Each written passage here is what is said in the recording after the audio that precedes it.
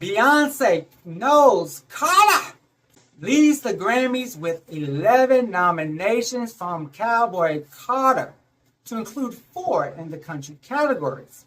Charlie XCX Brat album gives 9 nominations total, but 7 directly to her, and joining her for 7 noms as the second most nominated artist at the Grammys behind Beyonce are Billie Eilish, Kendrick Lamar, and Post Malone. It was a good year for rap beef. Drake did not get any Grammy nominations, but Kendrick, Future, and J. Cole did. Let's pause and shout out Charlie XCX. Prior to this nomination list release, Charlie XCX only had 2 Grammy nominations to her name, despite making music for the last 10 years. And the 2 Grammy nominations she had was for her feature on Iggy Azalea's Fancy, not even for her own music. Baby, reclaiming her throne and her time. Charlie XCX's Brat album earns her 7, and she's bound to walk away with at least 1. And behind them, with 6 nominations apiece, the pop divas that will be going at it in multiple categories: Billie Eilish, Taylor Swift, and Sabrina Carpenter. Congrats, Sabrina, finally earning your breakthrough moment with your 6th studio album. There is a loophole with the Grammys Best New Artist category, and this is how Sabrina got in. You want to know the rule? Go look it up. I'm not hating on Sabrina. Do your thing, boo. But is it yours to actually win? And while Beyonce does have 11 nominations in multiple genre categories, you would not find her in the R&B category, where she has been well known and nominated in for all of her studio albums. There's not one studio album that did not receive a R&B nomination. But you would not find a R&B nomination for Cowboy Carter. I guess it just wasn't R&B enough. We could have looked towards Tyrant as a potential R&B nomination, but it did not secure a finalist spot. And while she does sing on multiple other songs, I guess they just didn't fall into the R&B categories enough for the voters this year. So for Cowboy Carter, Beyonce would not be inside any R&B categories. It's your boy EJ. We are breaking down and getting into and talking about all things Grammys. The 2025 nomination list was released just past Friday. Snubs, surprises, and the categories themselves.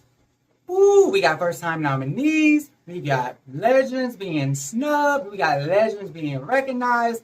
We got the regulars earning another nomination.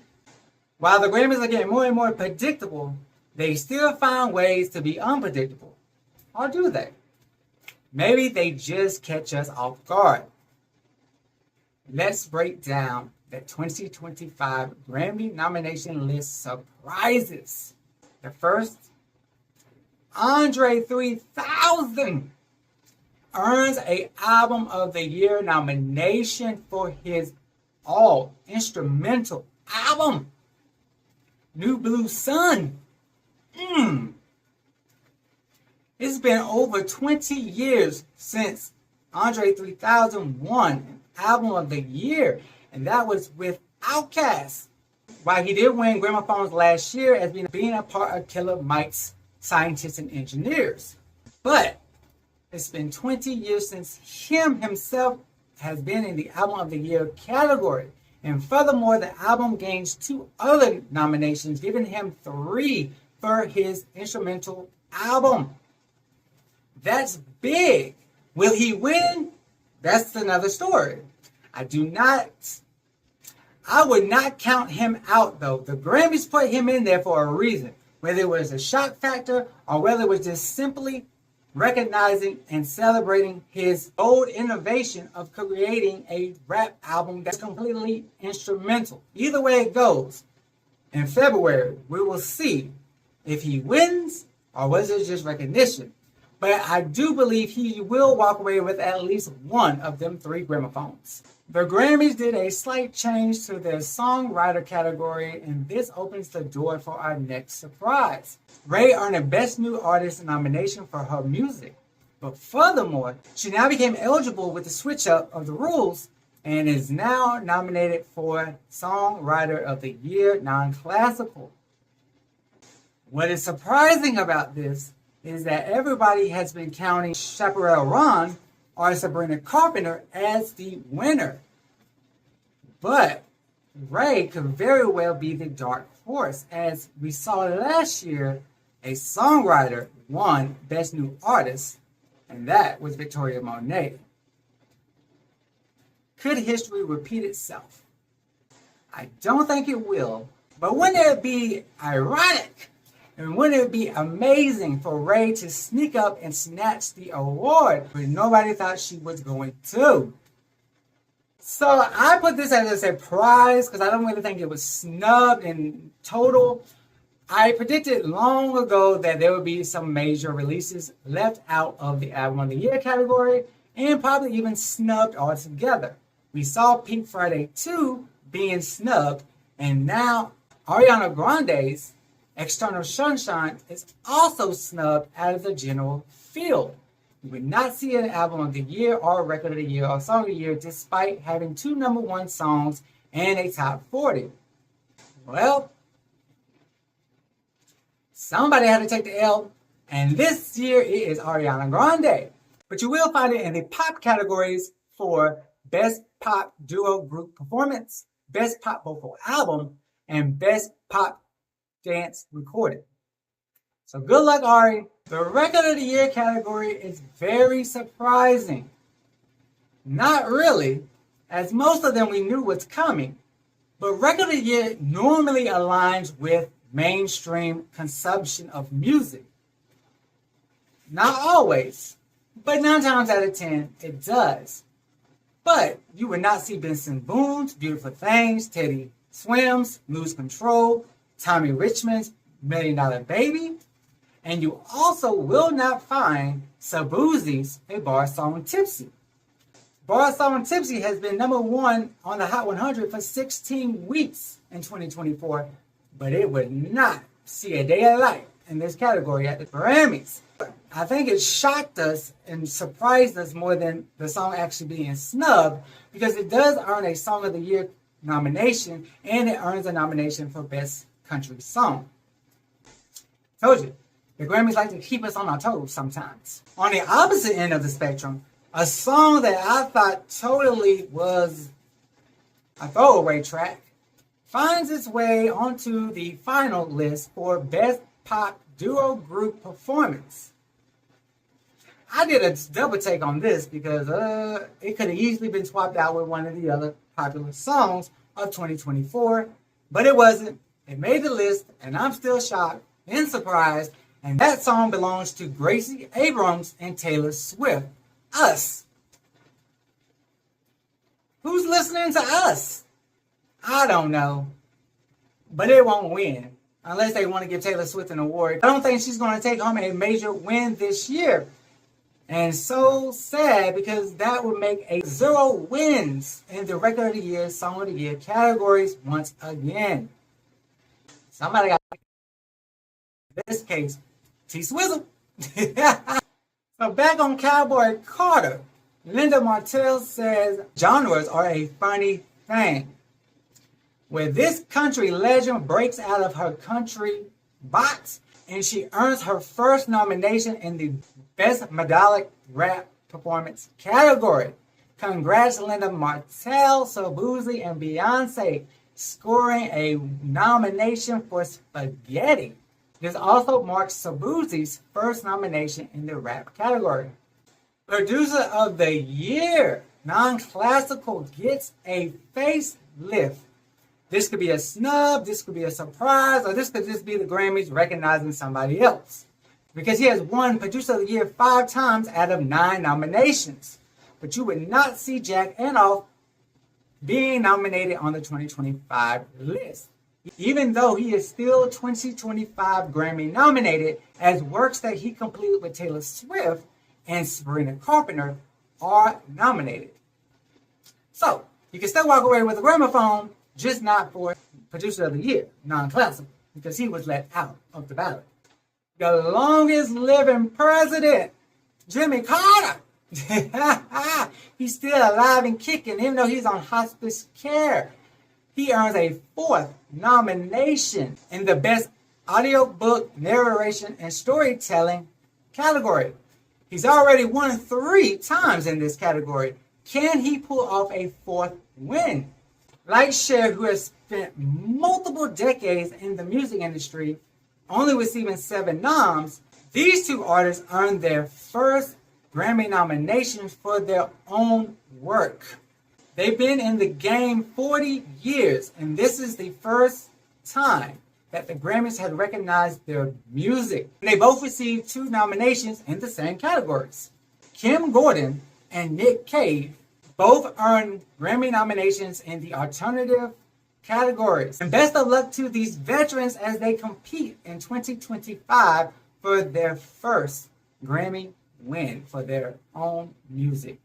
The Best Metal Performance category sees for the very first time in 36 years 3 women nominated. Congrats to the women of 2024 because they are breaking in, even though the rock categories don't think so. Metal recognizes their ladies. Can they win? Or will Metallica take its 8th win in that category? All eyes will be looking at the 2025 Grammys. While it wasn't too much of a surprise, it is surprising that back-to-back, the Grammys have been women-dominated in the general fields. 6 women were nominated in all 3 general fields: Album of the Year, Record of the Year, and Song of the Year. When this year, 5 women are nominated in all 3 of the categories. While 6 women are nominated in the Album of the Year category, you will not find Charli XCX inside of the Song of the Year category, which is why only 5 women are in all 3, even though 6 represent Album of the Year. A few years ago, it was said that women needed to step it up to get Grammy nomination recognition. Well, these past 2 years have shown that the women have definitely stepped up. But now, the men must step up because they are slowly being erased in all of these categories, and they may be begging for just an all-male category. Bring back the genders. Where it used to be the women complaining, but now the women have been dominating, unless you're a rock fan, because the rock categories didn't nominate a single woman. Women have definitely stepped up in 2024 as they did in 2023. Music has been on point. So this is not really a surprise, but the reason why you would not find Zach Bryan in any of the 2025 Grammy categories, because he personally withdrew his music and did not compete. Sure, we've seen it plenty of times from Drake, The Weeknd, and many others. So, your loss, I guess. But I guess you can never lose if you was never considered. The last surprise was this icing on the cake. For the past 5 years, the Grammys have recognized 1 female rap artist inside of the Best New Artist category. And this year, Doja takes the female rap spot, being recognized in the Best New Artist category, joining the likes of Ice Spice, Megan Thee Stallion, and Doja Cat.